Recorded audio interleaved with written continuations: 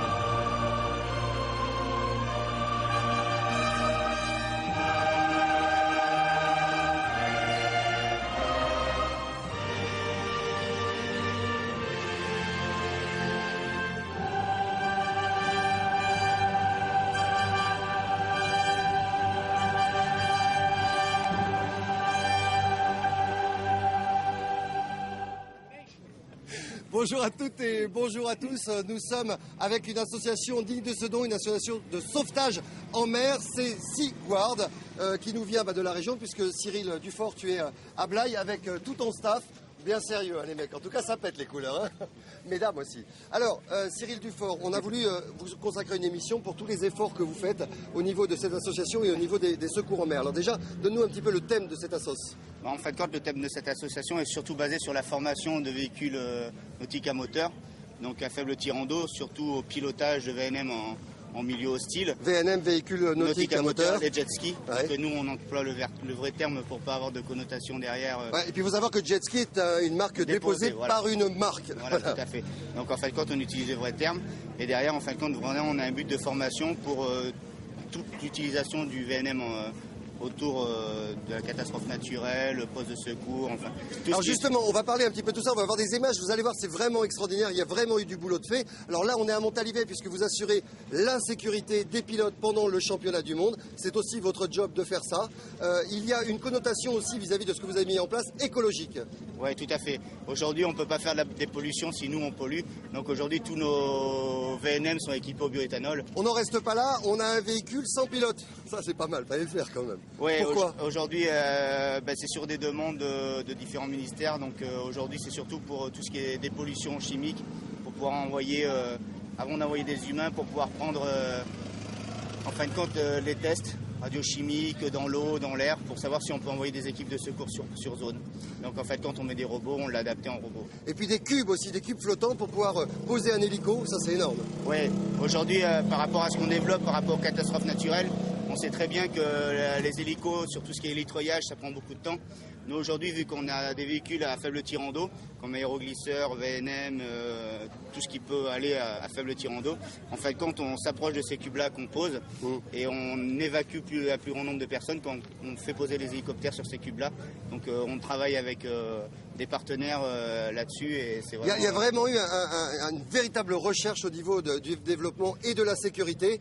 Plutôt que de belles paroles, de belles images.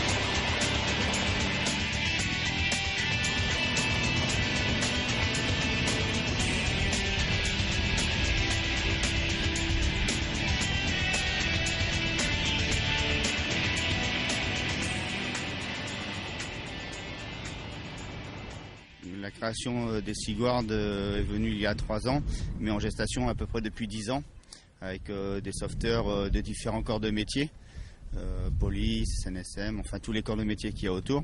Et le but, en fin de compte, c'était de mettre en place tout le secours et le sauvetage motorisé à faible tirant d'eau.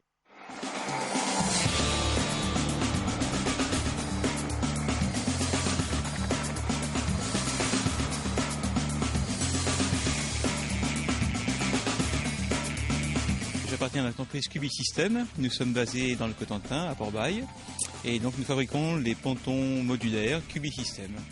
Ce sont des éléments carrés qui s'assemblent un petit peu comme des Lego pour faire des surfaces flottantes de toutes dimensions. Nous existons depuis 20 ans. On a développé l'activité dans l'aquaculture en réalisant des fermes d'élevage pour des poissons, donc en site exposé, en mer ouverte. Et depuis, nous avons des adaptations pour d'autres activités, que ce soit dans le sauvetage, avec les sécurités civiles, et dans d'autres domaines tels que les scènes flottantes ou bien des pontons d'accostage traditionnels. Mais dans tous les cas, c'est une très bonne utilisation. C'est vrai qu'ayant travaillé avec les sécurités civiles dans le domaine du sauvetage et des aspirations d'eau, on trouve grâce à ça des activités complémentaires pour du sauvetage de personnes. Donc on peut imaginer des plateformes qui soient positionnées dans des zones inondées, permettant de recueillir des gens et de partir ensuite en hélicoptère.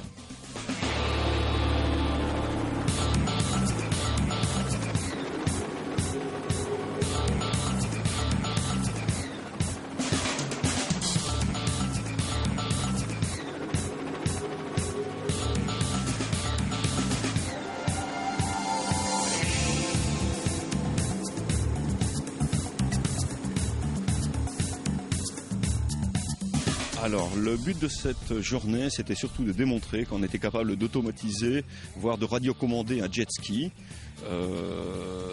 qui nous a été demandé par Seaguard, en vue d'envoyer cet appareil sur un lieu, site contaminé, radiochimique par exemple, là où il est difficile d'envoyer un être humain. Prochaines étapes, donc améliorer tout système de commande, maintenant qu'on sait que ça fonctionne, on va dire le fiabiliser.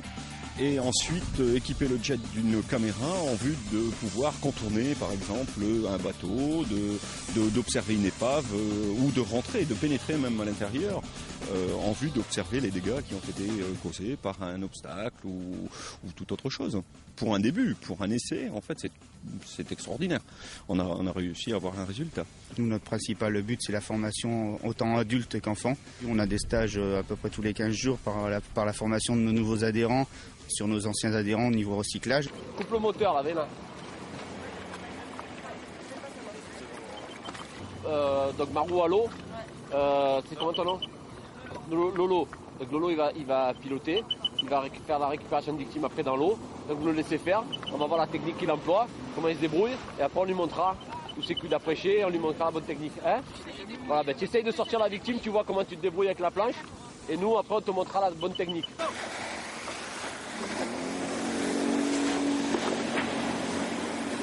Je veux la main de la victime, Voilà, très bien. Allez.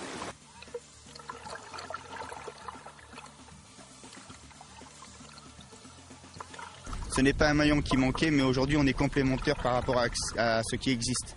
Aujourd'hui on développe du matériel qui existait déjà, sauf qu'on utilise la dernière technologie, parce que derrière il y a aussi la sécurité de nos sauveteurs qu'il faut prendre en compte. On a la géolocalisation, on suit tous nos sauveteurs, on sait où ils sont, c'est là ce qu'il faut mettre en place. Pour nous c'est une totale réussite parce qu'aujourd'hui la mer a été très clémente avec nous quand on a pu mettre notre hélisurface en place et tous nos partenaires étaient présents, aussi bien les hélicoptères que tout ce qui est dépollution, le jet automatique, les cubes qui nous ont servi de faire l'hélisurface. Donc tout ça pour nous c'est une grande réussite et en plus on a nos futurs adhérents qui pour eux ont eu un stage assez spécifique car ils ont eu l'entraînement plus derrière un événement à gérer, donc ils ont vu dans quelle optique on travaillait.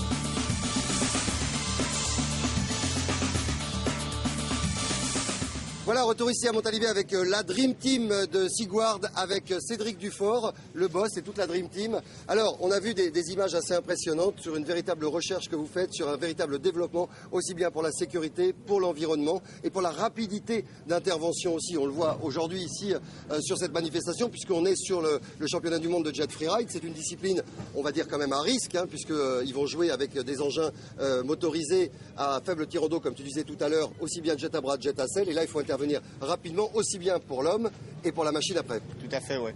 Aujourd'hui, on essaie de spécialiser nos sauveteurs dans les différentes activités sportives, que ce soit du motorisé comme vous voyez ici à la freeride, ou après sur d'autres activités comme des nages, du kitesurf, du funboard, où là on forme vraiment les gens à pouvoir intervenir sur ces différentes activités. Et de plus, c'est vrai qu'il faut s'adapter à chaque plan d'eau.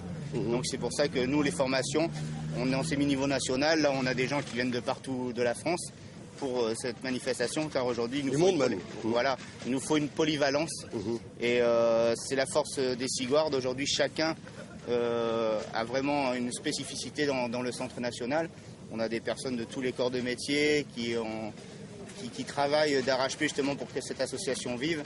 Et il y en a beaucoup qui font même la route pour venir ici et pour pouvoir apporter une sécurité optimale pour les manifestations. Bravo, c'est de la véritable passion, gardien des mers, sauveteur des mers en tout cas. Voilà. Vous êtes ici, vous êtes de chez nous, on vous suivra tout au long de la saison puisqu'il y a plusieurs manifestations. Il y a aussi, j'en parlais la semaine dernière, le championnat d'Europe et de France avec Eric Fournet-Uffolep, toujours en freeride sur la côte landaise qu'on suit particulièrement. En tout cas, félicitations pour ce que vous avez mis en place. Moi je dis bonne chance et tu peux compter sur les pirates dès que tu as besoin de communication. Bravo en tout cas. Merci à vous et puis. Et bravo à la Dream Team, les couleurs sont en vert, on risque pas de vous louper. Merci beaucoup Cédric, bravo en tout cas pour tout ce que tu as mis en place et si tu as besoin des pirates, on sera là pour te faire de la promotion, de toute façon on se verra quoi qu'il arrive. Merci à la technique, on se donne rendez-vous la semaine prochaine et les images étaient aussi de notre ami le Poulpe, Olivier Lavigne, notre pirate caméraman sous-marin. Allez, on vous embrasse, ciao ciao ciao. Merci à vous, merci.